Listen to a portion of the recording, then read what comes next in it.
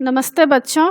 आज मैं आप लोगों को क्लास 10 स्पर्श का पाठ आत्मत्राण, जो कि रविंद्रनाथ टैगोर जी द्वारा लिखा गया है, जिनको रविंद्रनाथ ठाकुर भी कहा जाता है। तो आत्मत्राण के कवि रविंद्रनाथ ठाकुर जी हैं। और इसका बच्चों मैं एमसीक्यू पढ़ाने जा रही हूँ, क्योंकि इस बार आप लोगों के एग्जाम में एमसीक्यू भी पूछे जाएंगे। और क्लास 9, क्लास 10 कृतिका, क्षितिज, स्पर्श, संचयन, इसका मैं सारा वीडियो बना चुकी हूँ। फुल एक्सप्लेनेशन, समरी और क्वेश्चन आंसर, और सारे चैप्टर का मैं एमसीक्यू भी बना चुकी हूँ। हिंदी व्याकरण भी मैं पढ़ा चुकी हूँ। तो उन सबको देखने के लिए आप ऊपर दिए गए आई बटन पर क्लिक करके देख सकते हैं, या नीचे दिए गए डिस्क्रिप्शन बॉक्स में देख सकते हैं, या प्लेलिस्ट में जाकर देख सकते हैं।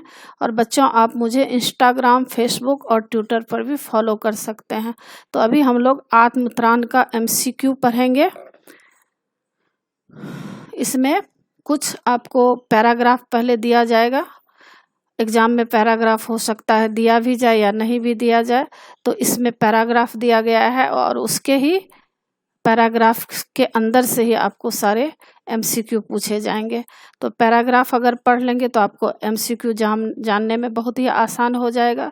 जैसा कि आप लोग जानते होंगे कि रविंद्रनाथ टैगोर जी का ये आत्मनिवेदन है, प्रार्थना है। ईश्वर से वे विनती कर रहे हैं, प्रभु से प्रार्थना कर रहे हैं। उसी प्रार्थना को इस कविता में व्यक्त किया गया है। यानी उनके मुख से जो ईश्वर के लिए प्रार्थना निकली थी, वही कविता बन गई है। तो उसी कविता के अंदर से ये सब प्रश्न पूछे जाएंगे। जैसे विपदाओं से मुझे बचाओ, यह मेरी प्रार्थना नहीं। यानी रविंद्रनाथ टैगोर जी कह रहे हैं कि हे प्रभु, मुझे आप कष्ट से बचाओ, यह मैं प्रार्थना नहीं कर रहा हूँ। केवल इतना हो करुणा, मैं कभी न विपदा मैं पाऊँ भय। मतलब कोई मेरे ऊपर अगर विपदा भी आए, कोई कष्ट आए, तो मुझे कोई भी भय नहीं हो, चिंता नहीं हो, और मैं साहस के साथ उसका मुकाबला करूँ। दुख ताप से व्यथित चित्त को न दो सांत्वना, सही नहीं सही, पर इतना होवे करुणा, मैं दुख को मैं कर सकूं सदा जय। कवि कह रहे हैं कि दुख ताप, यानी मेरे ऊपर अगर कोई दुख आएगा, कष्ट आएगा, तो आप सांत्वना मुझे नहीं दें। मेरे व्यथित चित्त को, मेरे दुखी मन को आप सांत्वना नहीं दें, पर हे करुणा, मैं आपसे इतना ही विनती करता हूँ कि मैं हमेशा दुख का मुकाबला कर सकूं साहस के साथ। कोई कहीं सहायक न मिले तो अपना बल पौरुष न हिले। हानि उठानी पड़े जगत में, लाभ अगर वंचना रही, तो भी मन में न मानूछ है। यहाँ पर भी कवि कह रहे हैं कि कोई अगर मेरा सहायक नहीं मिलेगा, अगर मेरा कोई सहारा नहीं हो, फिर भी मैं हिम्मत से, बल के साथ, पौरुष के साथ आगे बढ़ता रहूं। और अगर मुझे कोई हानि ही मिले, कोई अगर मेरे जीवन में हानि ही पहुंचाए, तो भी मैं आपको ना भूलूं। तो ये ईश्वर से विनती किए हैं। अब देखिए इसके तहत कितने प्रश्न बनेंगे। कभी विपदा आने पर ईश्वर से किस चीज की कामना करता है? क धन की, ख भय रहित रहने की, ग विचलित न होने की, घ हंसी खुशी दिन व्यतीत करने की। तो कभी विपदा आने पर ईश्वर से किस चीज की कामना करता है? आप इस पढ़े होंगे पैराग्राफ में कि वे कहते हैं कि अगर मेरे ऊपर विपदा आ जाए, विपदा मतलब मेरे जीवन में अगर कष्ट आ जाए, तो मैं भय रहित रहूं, मैं कभी उससे घबराऊं नहीं। तो ख उत्तर सही होगा। दूसरा प्रश्न है, दुख ताप से व्यथित किसको सांत्वना देने की बात कही गई है? यानी जीवन में अगर दुख कष्ट आए तो किसको सांत्वना देने की बात कही गई है? क समाज को, ख संस्था को, ग मन को, घ शरीर को। तो उत्तर होगा मन को। कभी किस पर जय पाना चाहता है? क शत्रु पर, ख मन पर, ग लोगों पर, घ दुखों पर। तो उत्तर है घ दुखों पर। चौथा प्रश्न है, किसी सहायक के न मिलने पर कवि क्या चाहता है? क कि मेरा बल पौरुष न डगमगाए, ख मेरे अंदर खूब शक्ति आ जाए, घ मेरे शत्रु परास्त हो जाएं, घ मैं कभी दीन न कहलाऊं। तो किसी सहायक के न मिलने पर कवि क्या चाहता है? इसका उत्तर है क कि मेरा बल पौरुष न डगमगाए। पांचवा प्रश्न है, हानि होने पर कवि ईश्वर से क्या चाहता है? क उसको लाभ से वंचित रहना स्वीकार है। ख उसका मनोबल बना रहना चाहिए। ग उसमें उबरने की शक्ति बनी रहनी चाहिए। घ उपर्युक्त सभी कथन सत्य है।